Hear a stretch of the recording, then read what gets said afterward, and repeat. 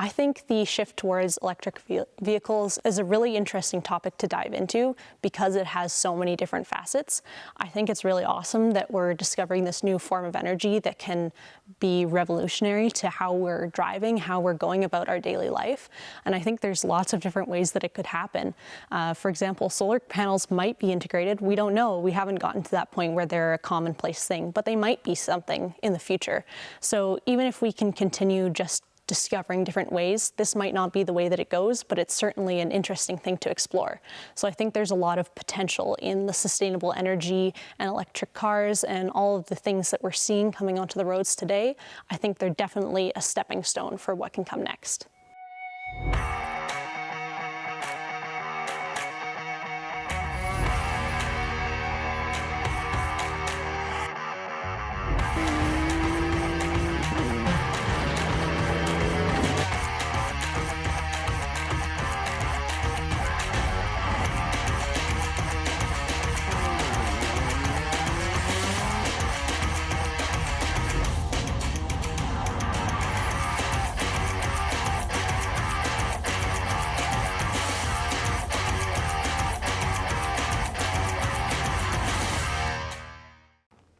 We're a group of 80 undergraduate students at the U of C, and our mission is to design, build, and race solar-powered vehicles. So our team started way back in 2004, so we've been around for almost 20 years at this point, which is pretty cool. And in that time, we've built 5 solar-powered vehicles, coming up on 6, which is pretty exciting. And we compete against other universities across not only North America, but the world, to try and build the most efficient solar-powered vehicle for our competitions. At the Formula Sun Grand Prix in 2022, we had around 20 competitors on the grid, be that single-seater occupant vehicles or multi-occupant vehicles. So we've had teams come from Italy in the past, we've had teams come from Japan sometimes to various competitions in the United States. At the previous race, we had basically only Canadian and American teams there, but there's frequent opportunity for people to come from around the world to compete. So this car, the last time it competed, it came in 3rd. So at that point, it was a bit of an older car. There's a lot more cars that were like first year on the scene coming in. When it originally competed in 2019, it finished 1st in class. So it's good that we were able to maintain finishing on the podium even after several years of inactivity and not being in competition. So it just shows the quality of the team and the build. So we're a very multidisciplinary club. We have students from every faculty across campus. Obviously, we're very involved with the engineering faculty, but we also have students in computer science and general science. We have a big business team to do all of the sponsorship, marketing, fundraising for our car. We've even had like kinesiologists on the team as well, people in the arts. So, you know, I think this project is very much a multidisciplinary effort across campus to bring a lot of different talents from a lot of different places, because yes, it is a very engineering specific task that we're carrying out in building a solar powered car, but a car like this is expensive, it's complicated. You need to pull a lot of different skills from a lot of different people across campus, and so I think we're very fortunate to be able to do that and kind of introduce people from one area of campus to people in other areas and have a good collaborative team environment to build a solar powered car. Yeah, it doesn't happen without the business team and the communications team and the sponsorship team helping like every step of the way. I mean, like, we don't have funds if we don't have, you know, people that care about the car. The car can't be built. And you know, there's more to building a car than just engineering. There's understanding it. So that's why, you know, it's open to anybody that can join the team. I think if you want to pursue a career in engineering, that you have to really love problem solving, right?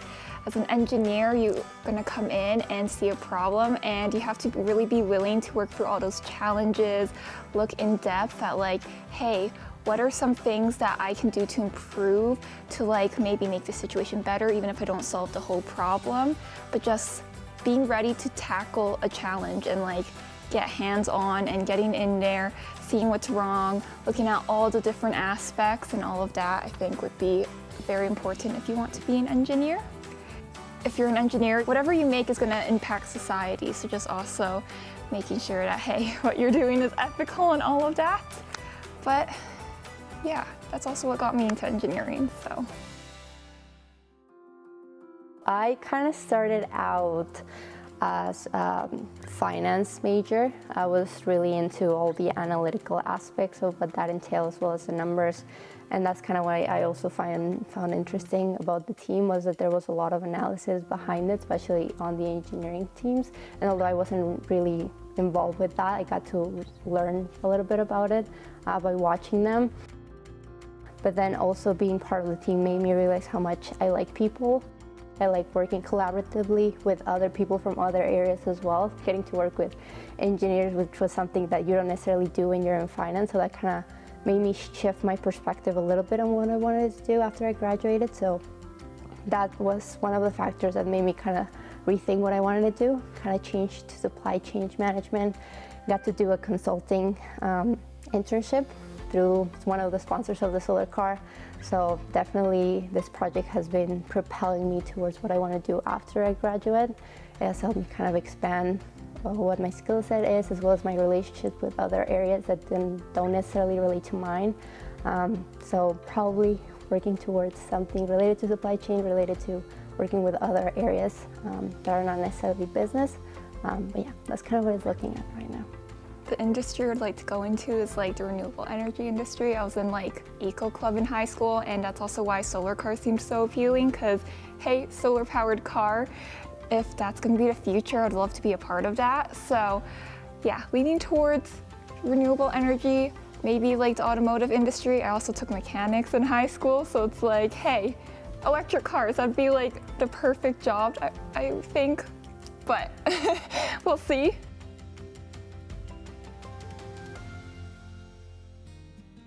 I decided to join the solar car team because I used to be really into a lot of competitive sports, and then I had an injury which didn't allow me to do any of the ones that I used to love to do, and I was looking for some other project that I could throw that passion and energy towards, that I could find that would fulfill my need to grasp onto something and get into it. And about that time I was getting into motorsport, and then just happened across an advertisement from the University of Calgary solar car team, and I thought that was immensely cool, and that I had never seen something like that before, and went out to just see what was happening, and now I've sunk close to 3 years of my life into it. So it was probably a good decision, and it's been really fulfilling. So I kind of wanted to get into engineering. I'd always kind of had a family. My father, he wasn't a mechanic by trade, but was by the fact that we grew up kind of in a farm environment where there was a lot of cars, a lot of things that needed to be fixed all the time. And I, as the daughter that wanted to help out, got to help out a lot and got to see the tinkering. And I was just always in awe when he could start the car and be like, oh, I know what's wrong. And I was like, what do you mean? It's just like gurgling. How do you know what's wrong? How can you understand that? And so always kind of wanting to understand why things work and how, I guess, to fix problems in those things in everyday applications. And engineering, especially electrical engineering, I mean, we've all had problems with electrical systems. We've all not been able to connect our HDMI cord. We've all had problems not knowing which USB-C port can be used for what. And I find it cool kind of being like, I know why. I understand it a bit more. I get what's happening a little bit. And so that's a big driver, is I like knowing how things work. And I think that's pretty standard for a lot of engineers.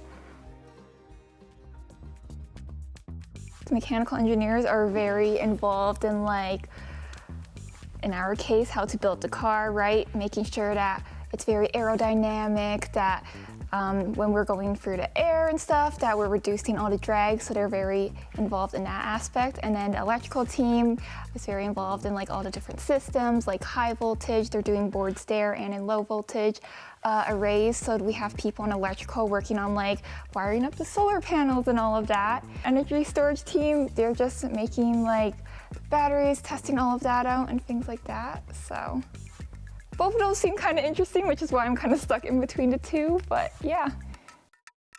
I think if you want to pursue a career in engineering, that you have to really love problem solving, right? As an engineer, you're gonna come in and see a problem, and you have to really be willing to work through all those challenges, look in depth at like, hey, what are some things that I can do to improve, to like maybe make the situation better, even if I don't solve the whole problem, but just being ready to tackle a challenge and like get hands-on and getting in there, seeing what's wrong, looking at all the different aspects and all of that, I think would be very important if you want to be an engineer. The car, as for like the manufacturing, you know, we really do have a mix between, you know, pre-bought and manufactured and what we make ourselves in the shop. So starting kind of at the solar panels, we bought commercial solar panels, but then we had them sent to a specialist. He actually is one of the people that runs the race that we compete in, and he did an encapsulation on them. So if you look at the cells, you can kind of see in different light, there's almost like it's like a patchwork design almost on it of different squares, and that's part of the encapsulation that brings the efficiency of the solar cells up. So that was something we bought the cells from the market and then had them customized for us. And then all the dial placements and how we made the arrays, you can kind of see in the back of the car where all the connections are. Those were all designed, and the circuitry was designed and built by team members. And then kind of to the battery. The battery is one of, I guess, electrically the biggest components that is made by the team. So this car has 18650 cells in it, so they're lithium ion cells. They're just like little cylindrical cells, kind of like a bigger version of a AA battery. And they have to, like, we had to design what the voltage is, what the max current can be, the weight of it, how all the connections work, which is a very tedious process because all the connections between the cells, especially when they're in parallel, need to be super secure and safe, or else that's kind of where you start having a battery pack that is more prone to failure and can be more dangerous. So a lot of custom engineering from the team went into making that as safe as possible and as reliable as possible, which is, you know, pretty important. Yeah, going through the regulations is a very, very important step, and nobody wants to do it. It's kind of like a constant battle between me and the other team members that are working on the battery, especially because the battery, they care a lot about the safety around it because the potential is kind of high there. But I'm always saying, okay, does that meet the regulations around that? And they're like, well, I think so. I'm like, read it. It'll tell you. And if you're not sure, like, we can reach out to the race regulators kind of at any point. They also, like, they want you to race. They want you to do good. So, you know, reaching out to them, like, they're great resources because, I mean, most of the people who run the race used to be on teams when they were in university, and I always want to help out no matter kind of what area it is. We have support kind of from them a lot. So one of the main things we've tended to do over the years with our various iterations of cars is, if you look at them, they tend to be different from the year before. We don't want to stay exactly the same and just copy exactly what we know. We want to give ourselves a challenge and try and push the boundaries of innovation with what this technical field has to offer. So our next car will be bigger, lengthwise and widthwise. It will have a completely different storage unit for the battery. We'll have brand new motors that will have to be designed around. We'll have a new suspension system, as we'll be getting rid of the wind tunnel through the center. And then we'll be removing more of the vehicle on the sides. So it might be wider in general, but there'll be generally less material on the sides of the car. So for our newest vehicle, the design timeline has been, for the past 2-ish years, we've had a little more time to work because of the pandemic, giving us a little more time just to be thinking about what can come next. So this total timeline will look at the build phase starting in about 2023 and then finishing in 2025. We should have a fully race-ready car. Okay. So driving a solar car is a very unique challenge. I think the main difficulty for us is energy balance, right? So we have solar panels on the car, and we're using energy in our motors. And so the big challenge that our team runs into is, how do you balance the energy coming in from the panels to the energy that you're expending to propel the car? And so for us, by race regulations, we're only allowed to have 5 square meters of panel space. And so immediately we're restricted on the amount of energy that we can get into the car. And so the next question for us is, if we can't get more energy into the car, how can we make the car as efficient as we can? And so our team looks at a lot of different solutions to that problem. On the mechanical side, we look to things like aerodynamics and rolling resistance and weight to reduce the amount of drag that the car gets, to reduce how much torque we need in our motors to propel the car forward, and to reduce the amount of energy that we lose to things like friction. From the electrical perspective as well, we're also looking to optimize our electrical systems to avoid energy losses through translating power to the different systems inside of the car. So it's very much a delicate balance of designing a car in a way where we can meet the speeds and the race situations that we find ourselves in at competition, while also allowing ourselves to be efficient and be fast.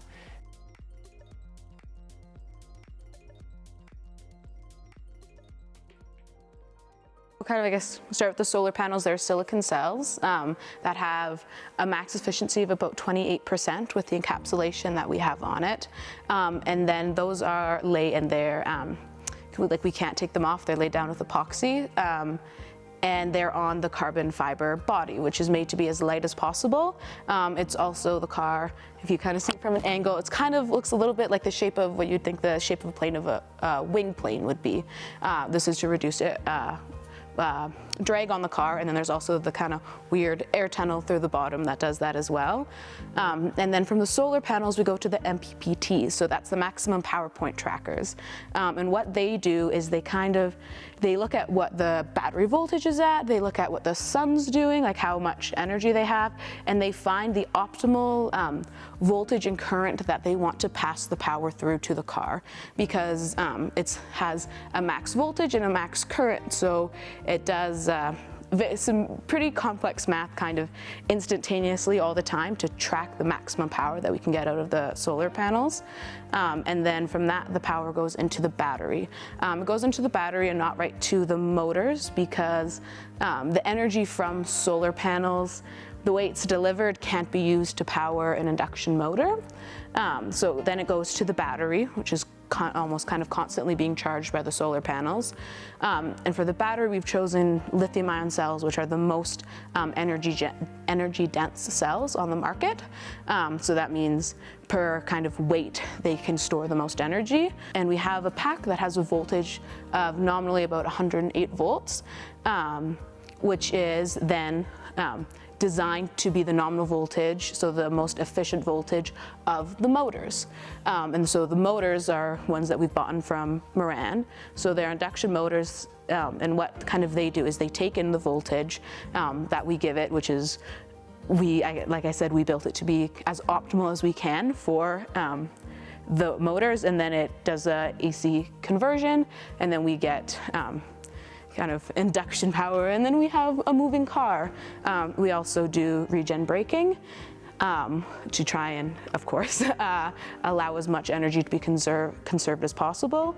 The big thing too that helps the driver be more aware of how much energy they're using is we have a lot of data collection happening that the driver gets to see. They get to see the amperage to each motor, they get to see the power from each motor, they get to see the power that they're getting from the array, they get to see the overall battery charge, and all those things, and them being displayed to the car and the driver being able to see them helps the driver make decisions to be a better driver. And they also get communicated through the telemetry site that was built by all the lovely people on the software team. Also tracks that data so that we have references for the future, and we can also do some calculations at race, kind of when you're at the end of your battery and you want to make a couple more laps, but you can't go under the rated speed, you have to stay above a certain amount. You know, having all that data helps a lot to make the car better.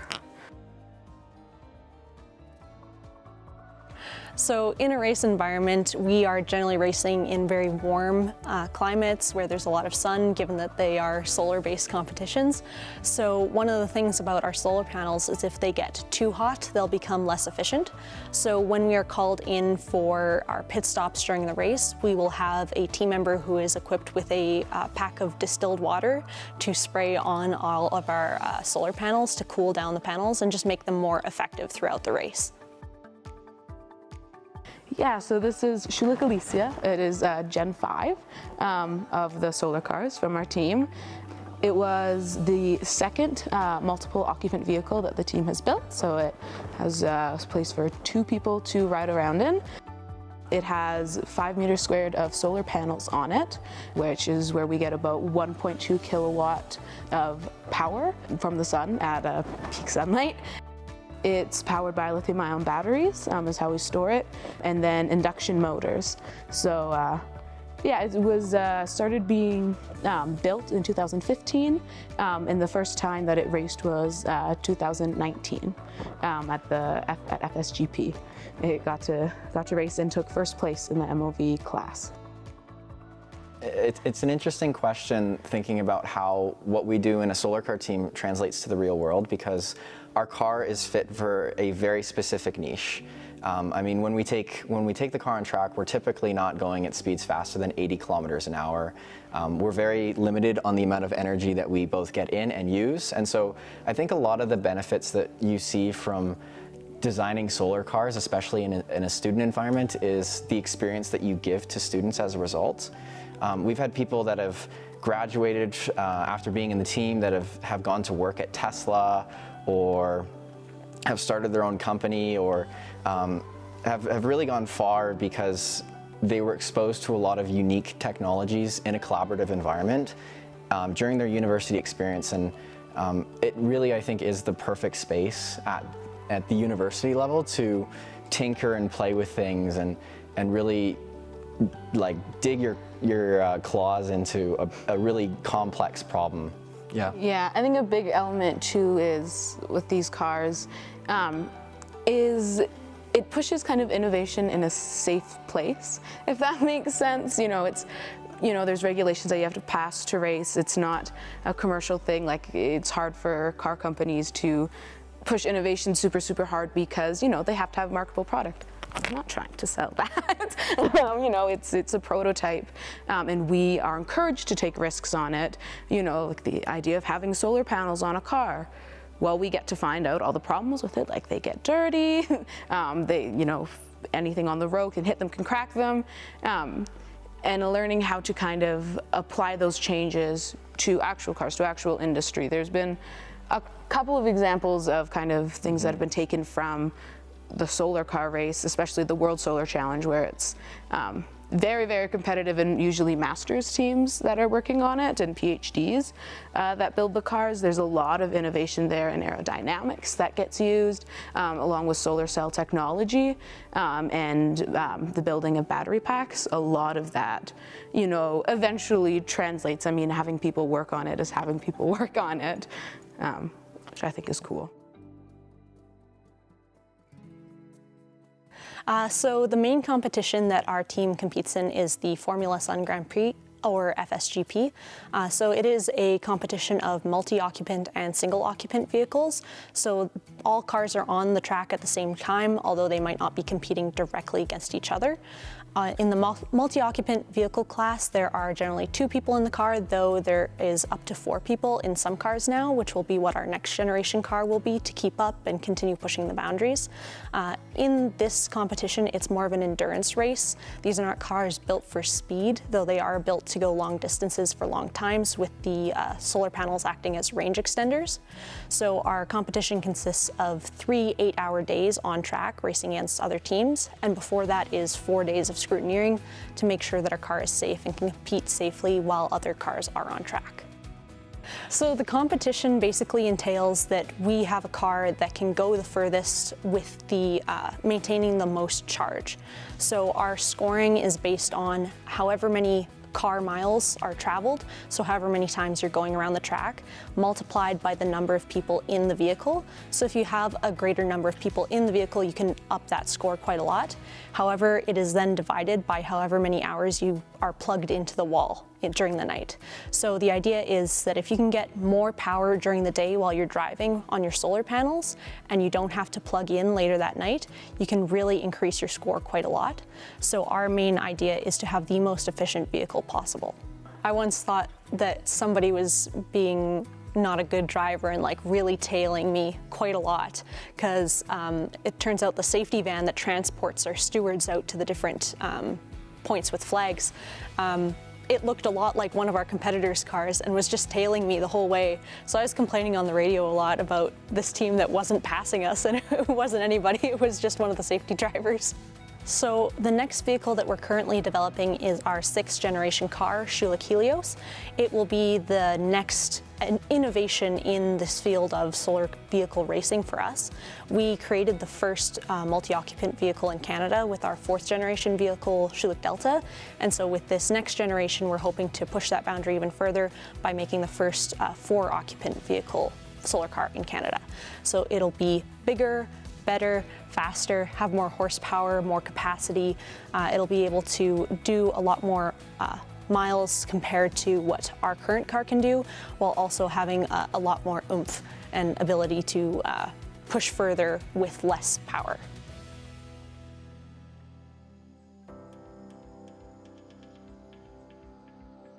So I've always been interested in STEM, and like just the fact that like STEM is really like about pushing innovation and like making a change in the world and like solving problems and things like that. And especially that's the focus in engineering, solving real world problems with like all the knowledge you have and all of that. So I feel like it's really important that we get more women involved in this like industry and all of that, since it can be very male dominated and like, I guess, like gender stereotypes and stuff like that, like maybe like it seems a little less accessible to women. So like having like programs or like reaching out to different like even just schools to like promote all of this, because I would say I was pretty lucky that the high school I went to, there was a whole bunch of STEM clubs that I could get involved in. But like I know my sister, she doesn't go to the same high school, and like all of this like STEM outreach and all of that is pretty much non-existent. So it's like kind of different experiences there, but I really do think it's important that, yeah, more women are involved in STEM, because we can make a difference. Like Renato was saying, we're just as capable and all of that.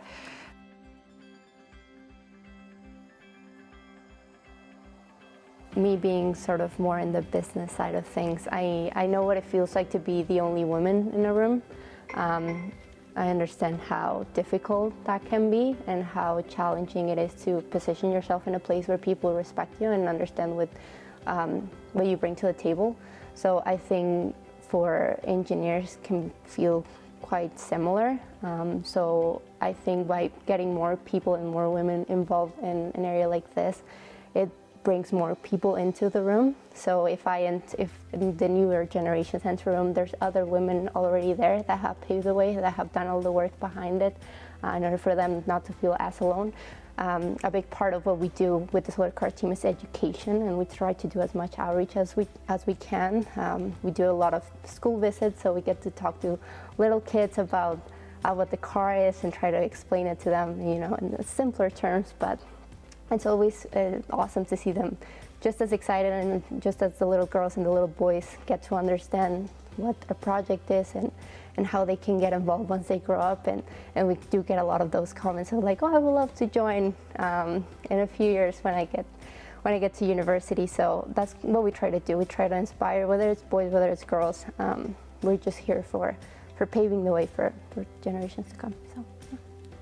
I was also gonna say Jenny. I remember when I joined the team and just like hearing her talk about the car and everything. She was just so knowledgeable and could explain like nitty-gritty everything that was going on like behind the car, when like it wouldn't turn on, things like that, or like we need to like wait for it to like click a few times before it's actually gonna be able to start and run. It was just like very fascinating listening to her like explain everything. So that really kind of like solidified my love for solar car. It's like, oh my God, it's like such a cool project. Like the team environment's great. Like the older members are like really helpful and like willing to explain everything to you if you need it. So it's just, yeah. Shout out to Jenny. Yeah.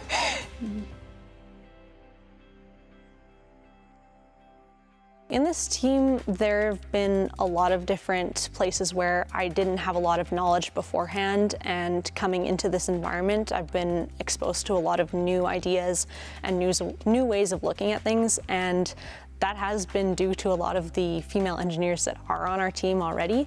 I didn't really have exposure to that side of the world before joining this team. I was pretty ingrained in the business side of things. And so coming in, I got to see people working with problems that I had never confronted before or had never seen worked with.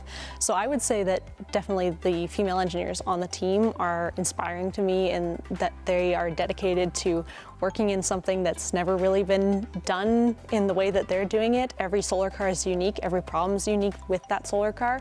So watching them has been really inspiring. Well, I can talk from my perspective as a business student watching the engineers, especially the female engineers on the team. I remember Jen, when I first met her, I thought she was a fourth year when I first joined the team. She just seemed so knowledgeable on a lot of different areas of the car that made her seem she was way advanced on the things that the car was doing, and she also went to competition, all of these things. So I also thought she was like a lot older than she actually was. It turned out she was on her first year when I met her. So I think there's a lot of things that the women in this team do that are really inspiring. Just their skill set, their knowledge, their dedication to this project is something that we all look up to. And this is not something that should be surprising. That's just the way women are. That we are just as capable, just as dedicated, just as proficient, and this should be just us looking at women, that there's always space for us in whatever it is, just as the dynamic world that it is engineering, that it is motorsports. There's always place for us, and we belong there as well. And I think a lot of the women engineers in the team have paved ways for that, and have showed us that there is always a space, and that we shouldn't just celebrate their presence on the team, but also all of their contributions and everything that they do for us. So, yeah. I would say that this team has really changed how I view my career going forwards. I originally was thinking I might go into HR or something in that field, and since joining this team, I've really had a turnaround, and I would like to go into motorsport when I graduate. I'd love to work in international event management, continuing on my role kind of with communications and marketing that I've had with the team, and I'd love to continue to facilitate this industry and its involvement in the world at large, as more people are becoming aware of it and its opportunities and the multitudes of things that you can do within it. I'd love to pursue it further.